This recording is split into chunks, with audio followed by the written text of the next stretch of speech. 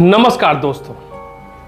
2006 में मुंबई की लोकल ट्रेनों में हुए सिलसिलेवार बम धमाके न केवल मुंबई को हिलाकर रख देने वाली त्रासदी थे, बल्कि देश की आंतरिक सुरक्षा प्रणाली और जांच एजेंसियों की विश्वसनीयता पर भी सवाल छोड़ गए।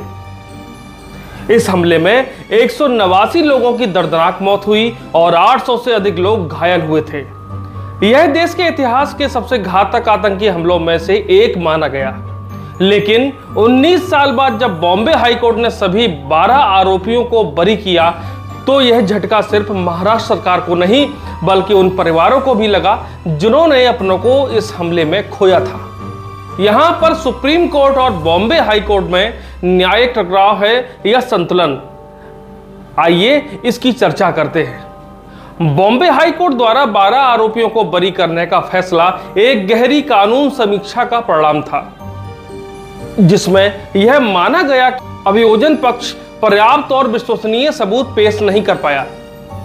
लेकिन अब सुप्रीम कोर्ट ने हाई कोर्ट के इस फैसले पर रोक लगाकर यह संकेत दिया है कि यह निर्णय ना तो अंतिम है और ना ही पूरी तरह संतोषजनक। हालांकि सुप्रीम कोर्ट ने उनकी रिहाई पर रोक नहीं लगाई, जो एक न्यायिक संतुलन की मिसाल है। किसी को बिना ठोस आधार के जेल नहीं भेजा जाएगा, लेकिन जांच दोबारा परखी जाएगी। अब असली सवाल, अगर ये दोषी नहीं तो असली हत्यारे कौन है? यह मामला अब एक बेहद संवेदनशील मोड़ पर आ चुका है। अगर 19 सालों तक जिन लोगों को आतंकी कहकर जेल में रखा गया और वे निर्दोष हैं, तो फिर सवाल तो उठता है कि 189 लोगों की हत्या का जिम्मेदार आखिर कौन है? क्या यह हमारी एटीएस और जांच एजेंसियों की विफलता नहीं है कि 19 वर्षों में वे असली गुनहगारों तक नहीं पहुंच सके और निर्दोषों को फंसाया है? और यदि निर्दोषों को फंसाया गया है, तो यह न्याय का सबसे घिनौना मजाक है। अगर यही लोग दोषी हैं और हाईकोर्ट ने उन्हें बरी किया, तो फिर यह हमारे न्यायिक सिस्टम की गंभीर कमजोरी को उजागर करता है।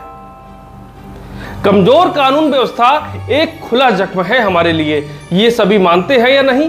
और यह केस हमारे जांच तंत्र की नाकामी, कानून व्यवस्था की कमजोरी और आतंकवाद के खिलाफ रणनीतिक दृष्टिकोण की खामियों को भी उजागर करता है। एटीएस और अन्य जांच एजेंसियों ने ऐसे लोगों को 19 वर्षों तक जेल में रखा जिनके खिलाफ सबूत कोर्ट में टिक ही नहीं सके। परिणाम आपके सामने है कि बॉम्बे हाई कोर्ट को उन्हें छोड़ना पड़ा। न्याय प्रणाली में इतनी देरी की एक पूरी पीढ़ी न्याय की प्रतीक्षा में बूढ़ी हो गई। सबसे बड़ी बात और सबसे महत्वपूर्ण, जनता का विश्वास बार बार डगमगाने लगा है कि क्या सचमुच भारत में आतंक के खिलाफ न्याय हो सकता है? ये बहुत बड़ा सवाल है जो हर एक के जहन में आज आ रहा है। क्या हम न्याय के नाम पर सिर्फ प्रतीक बना रहे हैं? सुप्रीम कोर्ट का हस्तक्षेप तो स्वागत योग्य है, क्योंकि इससे संकेत मिलता है कि कहीं ना कहीं न्यायिक प्रक्रिया भी समाप्त नहीं हुई है। लेकिन यह भी आवश्यक है कि यह प्रक्रिया केवल औपचारिकता ना बन जाए।